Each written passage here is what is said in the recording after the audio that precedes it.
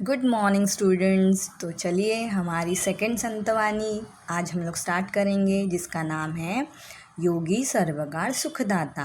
तो फिर इसमें हमें एकनाथ जी, जो हमारे बहुत बड़े संत माने जाते हैं महाराष्ट्र के, उनका टाइम पीरियड है 1533 टू 1599, 1533 ते 1599। भागवत संप्रदायातील थोर संत कवी आहेत ते। आणि भागवत संप्रदाय म्हणजे की संतांचा संप्रदाय मतलब कम्युनिटी होती है, जिसमें सारे संत होते हैं जो 16वें शतकातील मतलब 16th सेंचुरी में उन्होंने क्या किया है, सांस्कृतिक प्रबोधन किया है। संस्कृति मतलब हमारा कल्चर, हमारे कल्चर को लेके। प्रबोधन का मतलब होता है बदलाव। हमारे संस्कृति में बहुत सारे बदलाव लाए हैं उन्होंने। प्रवर्तक मतलब चेंज करने वाला इंसान, बदलाव लाने वाला इंसान। एकनाथी भागवत, रुक्मिणी स्वयंवर, भावार्थ रामायण, ये देखिए भावार्थ रामायण, ये उनकी बुक है। ऐसी बहुत सारी बुक उन्होंने लिखी हुई है, इत्यादी ग्रंथ आहेत त्यांचे। अभंग, आख्याने, गवळणी, पदे, भारुडे अशी त्यांची बहुआयामी लेखन संपदा आहे। बहुश्रुतता, स्वयंशीलता, सामान्यांच्या उद्धाराची तळमळ, अलंकारिकता, पौराणिक कथासंदर्भ, सुबोधता हे संत एकनाथांच्या काव्याचे प्रमुख विशेष होते। तो जैसे कि क्या बताया है कि बहुत सारी चीज़ें, मतलब जैसे कि आख्याने बोला जाता है, जिसे गवळणी बोला जाता है, भारुड़े, जैसे कि कैसे मतलब हमारे संत कबीर जो है, और वो जो लिखते हैं 4 लाइन्स, उसको दोहे कहते हैं। अभी देखिए इसको अभंग कहते हैं, ये जो मतलब संत तुकाराम जी लिखते हैं उसको अभंग कहते हैं। वैसे ही आख्याने हैं, गवळणी हैं, मराठी में जो लिखे गए हैं वो हमारे संत एकनाथ जी ने लिखे हैं। और उनकी जो लिखने की एक स्किल है, स्टाइल है, वो कैसी है, बहुत ही अच्छी है। मतलब अलंकारिकता है उनकी लिखी हुई चीज़ों में। और जैसे कि पौराणिक कथा संदर्भ है कि पुराने ज़माने में कि कैसे होता था, वो संदर्भ रेफरेंस हमें उनके पोयम में, संतवानियों में मिलता है। और साथ ही साथ बताया है यहाँ पे कि सामान्यांच्या उद्धाराची तळमळ। जैसे कि देखो स्टार्टिंग में हमें बताया गया है कि संत एकनाथ जी जो है वो क्या करते थे कि मतलब एक प्रबोधन प्रवर्तक है। प्रवर्तक मतलब बदलाव लाने वाले, चेंजेस लाने वाले समाज में। तो उसी तरह उनके बारे में यहाँ पे बताया गया है कि एक सामान्य लोगों के लिए कुछ अच्छा करने की एक उनको क्या थी, दिल में उनकी इच्छा थी, और वो हमेशा कुछ ना कुछ करते रहते थे उनके लिए, जो सामान्य दीन गरीब लोग होते हैं उनके लिए। प्रस्तुत अभंगात योगी पुरुष आणि पाण्याची तुलना केली असून योगी पुरुष हा पाण्यापेक्षा श्रेष्ठ आहे, हे विविध दृष्टांतातून संत एकनाथ यांनी स्पष्ट केले आहे। अब ये जो संतवानी है, ये जो अभंग है, उसमें उन्होंने क्या बताया है, तो योगी पुरुष, एक महान पुरुष कौन होता है, सबसे पहले तो योगी कौन होता है, योगी किसे कहते हैं ये जानेंगे हम लोग। और पानी, इन दोनों का कंपैरिजन किया है, किस तरह से इस कंपैरिजन में कोई श्रेष्ठ है, कोई अच्छा है ना। कंपैरिजन में ज़्यादा किसी का महत्व है तो वो कौन है, योगी है। पानी से ज़्यादा महत्व उसका है। अभी देखिए जैसे कि यहाँ पे सबसे पहले हम लोग योगी किसको कहा जाएगा, योगी कौन होता है, ये थोड़ा सा समझ लेते हैं। तो देखिए जो योग मार्ग से अपना जीवन जीता है, योग मार्ग के 10 नियम होते हैं, जो उस नियमों का आयुष्य भर, लाइफ लॉन्ग तक उसका पालन करता है, उसी राह पर चलता है, वही सच्चा योगी पुरुष होता है। अभी देखो योग, और वो जो योग के नियम है उसमें कौन से 10 नियम, जैसे कि सारी अच्छी बातें, जैसे कि अहिंसा हो गया, सत्य हो गया, क्षमा, दया, करुणा, ये सारी बातें, मतलब सारी अच्छाई जो एक इंसान में होती है, वही होता है सच्चा योगी पुरुष। ये यहाँ पे बताया गया है। अभी देखिए जैसे कि यहाँ पे हम लोग हमारा जो अभंग है स्टार्ट करते हैं कि किस तरह से इस अभंग में एकनाथ जी ने क्या किया है, हमें क्या समझा है कि एकनाथ जी हमें समझाना चाहते हैं कि किस तरह से योगी पुरुष जो है वो पानी से ज़्यादा महत्वपूर्ण है, ज़्यादा एक इंसान के लाइफ में उसका महत्व है। तो यही समझते हैं। और देखिए हमारे जो एकनाथ जी क्या बताते हैं हमारी ये अभंग के थ्रू। तो सबसे पहली लाइन है जहाँ पे वो बता रहे हैं, जेवी चंद्र किरण चाको राशि, पांखोवा जेवी पिल्लियांसी, जीवन जैसे का जीवांसी, तेवी सर्वांसी मृदुत्व। अभी देखिए, जेवी का मतलब होता है जा प्रमाणे और तेवी का मतलब होता है त्रा प्रमाणे। अभी जिस तरह एक चाकोर पक्षी जो होता है और उसको क्या अच्छा लगता है, तो चंद्र किरण जो होता है वो चंद्र किरण उसको कैसा लगता है, एकदम मऊ मृदुत्व सॉफ्ट और बहुत ही अच्छा पसंद करता है वो, है ना। एक अपनापन उसको लगता है चंद्र किरण जब उसे मिलते हैं। और जैसे कि कहा गया है, पांखोवा जेवी पिलियांसी, मतलब की जैसे पिल्लांना त्याच्या आईच्या पंख मृदुत्व देतो, ममता देतो, है ना। कि जैसे कि एक छोटे छोटे बर्ड्स के जो बच्चे होते हैं वो उनको उनकी मम्मी के जो पंख है वो भी बहुत मृदुत्व लगते हैं, मृदु लगते हैं, सॉफ्ट लगते हैं और उसमें एक ममता और प्यार लगता है। जीवन जैसे का जीवांसी, मतलब जीवन मतलब पानी, जीव मतलब प्राणी, है ना। और ऐसे उसी तरह जैसे कि जीवों को जीने के लिए, है ना, प्राणियों को जीने के लिए भी पानी बहुत ज़्यादा महत्वपूर्ण है, अपनापन देने वाला है। वैसे ही हमारा जो पानी के बगैर कोई भी जीव जी नहीं सकता, उसी तरह हमारे जीवन में योगी पुरुष का महत्व है। उसी तरह उनका मृदुत्व, उनकी ममता हमें चाहिए, उनका ध्यान हमें चाहिए। यही यहाँ पे बताया गया है कि योगी पुरुष ऐसे हमारे लिए कितनी सारी चीज़ें उनके होने से, उनके साथ हमारे रहने से हम सीखते हैं, हमें बहुत कुछ सीखने मिलता है। और एक अपनापन, एक प्यार, एक ममता, मृदुत्व, ममतेची भावना योगी पुरुष आपणास देत असतो। म्हणून नेक्स्ट लाइन जैसे कि बताई है यहाँ पे, जळ वरी वरी क्षाळी मळ, योगिया सबाह्य करी निर्मळ, उदक सुखी करी एक वेळ, योगी सर्वकाळ सुखदाता। जो हमारे योगी होते हैं वो योगी हमारे जीवन में किस तरह से महत्वपूर्ण है। तो देखिए, जड़ मतलब पानी, और पानी क्या करता है, वरी वरी, वरी वरी मतलब क्या, ऊपर ऊपर से, है ना। शाड़ी मतलब क्या होता है कि काढ़ून टाकणे, शाड़ का मतलब होता है काढ़ून टाकणे। तो पानी क्या करता है, हमारे शरीर को ऊपर से साफ करता है ना, ये उन्होंने बताया है। तर पाणी आपला शरीराचा वरचा वर भाग जो आहे तो स्वच्छ करतो, साफ करतो।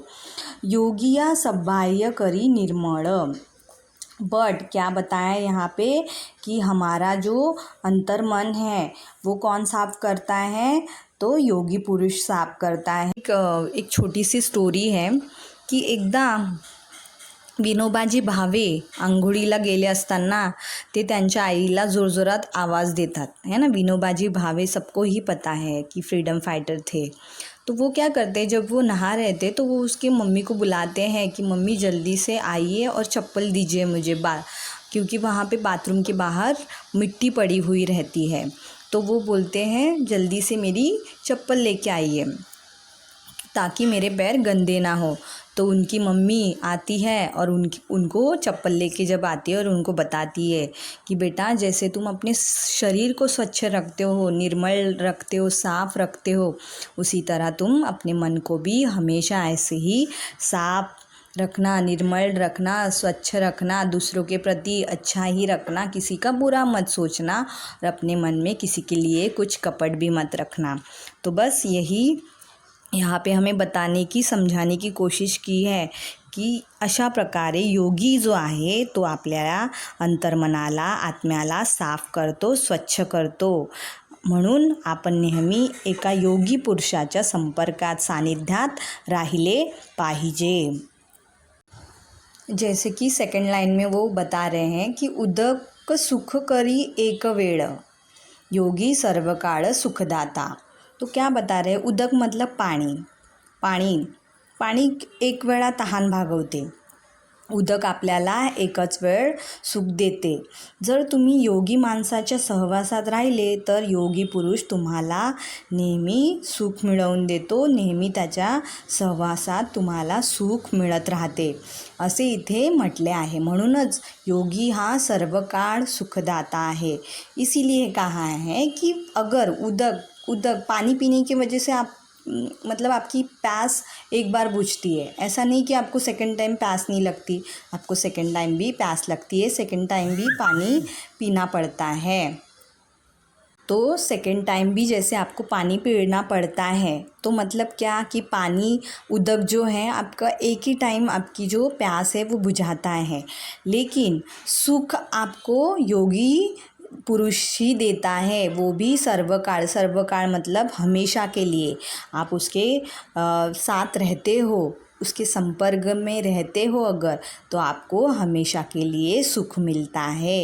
यही बात हमें यहाँ पे संत एकनाथ जी बता रहे हैं। अभी देखिए नेक्स्ट लाइन में वो बोल रहे हैं, उदकाचे सुख ते किती, सर्वेची क्षणे तृषिती होती, योगिया दे स्वानंद तृप्ति, सुखासी विकृति पै नाही। अभी देखो यहाँ पे एक क्वेश्चन किया है उन्होंने कि उदकाचे सुख किती वेळ राहील, उदकाच्या सुखाला मर्यादा है, मतलब पानी का सुख जो है वो कितने टाइम तक रहता है, आपको फिर से पानी पीना ही पड़ता है, तो क्या उस सुख को मर्यादा है ना। थोड्याच वेळात तहान लागली, परंतु योगी पुरुष जवळ गेलात तर तुम्हाला सर्व आनंद, तुमच्या आत्म्याला तृप्ती मिळेल, सुख देतील। सर्व आनंद मिळेपर्यंत सुख हा कौन देतो तुम्हाला, योगी पुरुष देतो। मतलब यहाँ पे क्या बताना चाहते हैं कि एक मतलब पानी आपको एक ही टाइम क्या देता है, सुख देता है, एक ही बार आपको फिर से पानी की प्यास लगती ही है। लेकिन आप योगी पुरुष के पास बैठते हो, वो आपको कुछ ज्ञान नॉलेज देते हैं, आपके साथ शेयर करते हैं, तो वो जो नॉलेज है आपको ये क्या देता है, आपकी आत्मा को तृप्त करता है। हमेशा के लिए आपको एक तृप्ति मतलब सेटिस्फैक्शन मिलता है, स्वानंद मतलब बहुत ज़्यादा खुशी मिलती है आपको।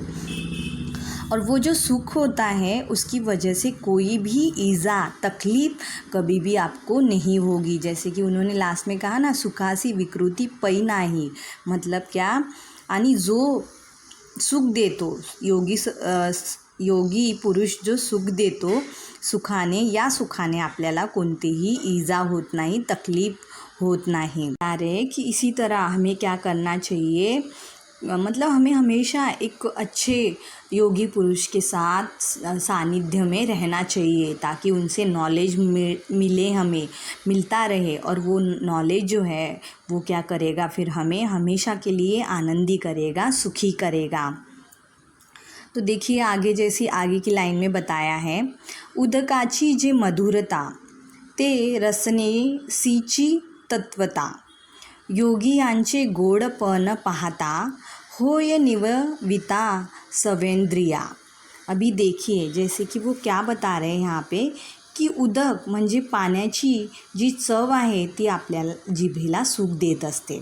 अभी जो पानी है, उदक मतलब पानी, तो उदक और रसना मतलब क्या होता है, जीभ होता है।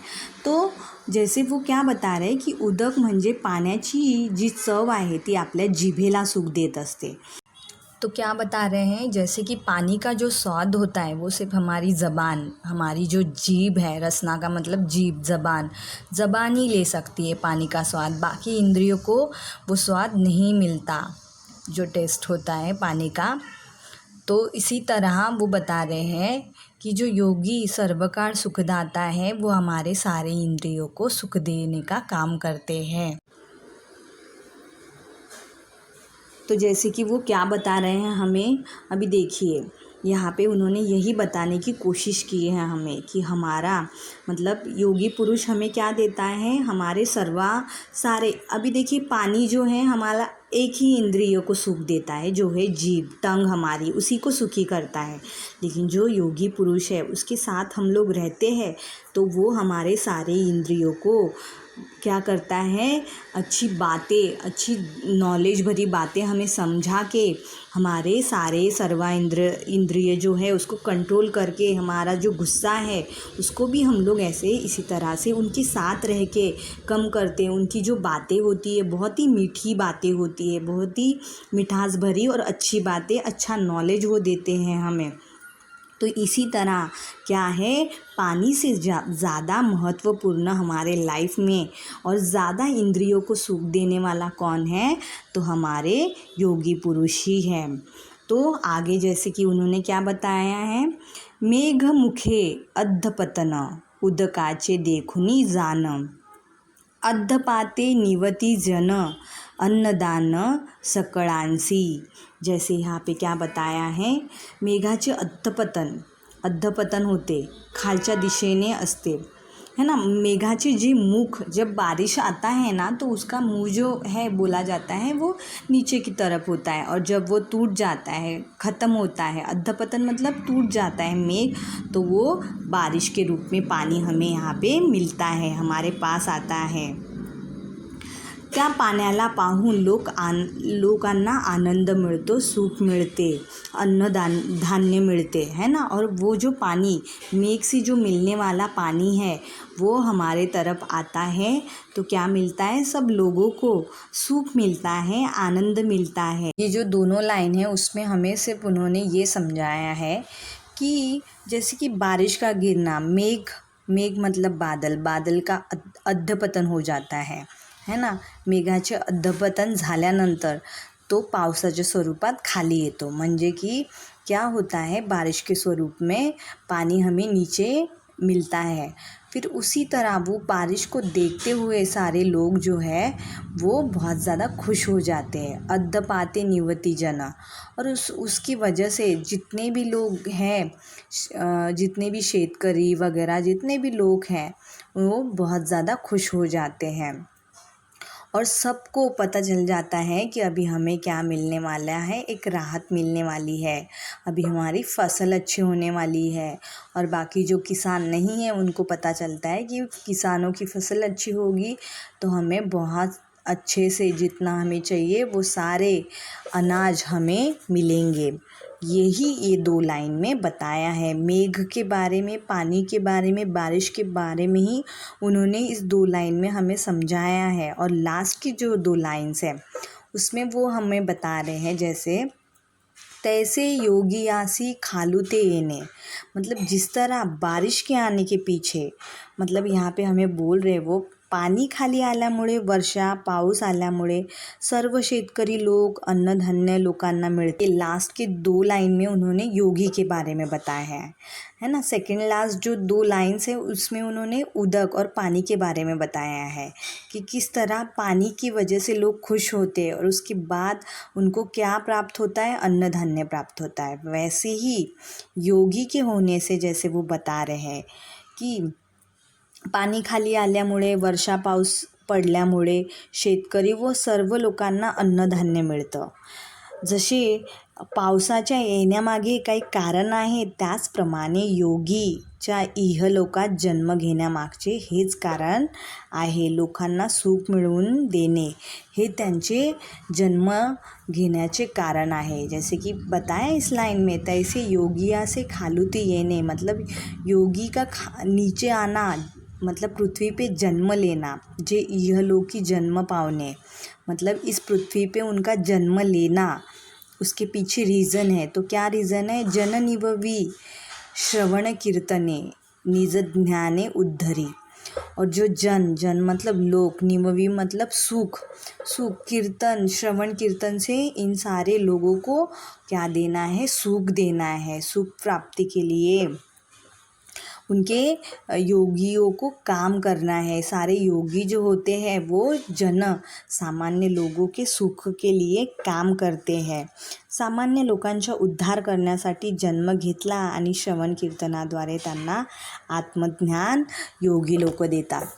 जैसे कि क्या बताया है, ये श्रवण और कीर्तन क्यों करते हैं, ताकि वो इस कीर्तन मतलब पता होगा तुम लोगों को कि एक बहुत बड़ी मतलब एक सभा जैसी भरी हुई रहती है। प्रवचन, जैसे कि गौतम बुद्ध जी प्रवचन देते थे तो बहुत सारे लोग उनके सभाओं में बैठते थे और वो लोगों को प्रवचन देते थे, लेक्चर होता था उनका। तो सेम उसी तरह कीर्तन भी होता है। तो इस योगी पुरुष जो है उस कीर्तन में बहुत सारी अच्छी बातें, लोगों का उद्धार करने वाली मतलब उनके लाइफ में चेंजेस लाने वाली, उनके जीवन में बदलाव लाने वाली चीज़ें वो उनको बताते हैं ताकि उनका जीवन सुखमय हो। तो देखिए कैसे अलग अलग एग्जाम्पल्स देखे, दृष्टांत से हमें एकनाथ जी ने ये पूरा जो अभंग है वो समझाने की कोशिश की है। और इसमें हमें मेन चीज़ ये बताई है कि किस तरह पानी से ज़्यादा महत्वपूर्ण हमारे जीवन में योगी पुरुष है, किस तरह योगी पुरुष के होने से हमारा जीवन सुखमय होता है, सुखमय बनता है। यही चीज़ें हमें उन्होंने इस अभंग के थ्रू बताई है, समझाई है। आई होप ये पूरा अभंग आपको बहुत ही अच्छे से समझ आया होगा। तो चलिए मिलते हैं नेक्स्ट वीडियो में, और कुछ डाउट हो तो प्लीज़ पूछ लीजिएगा। Thank you.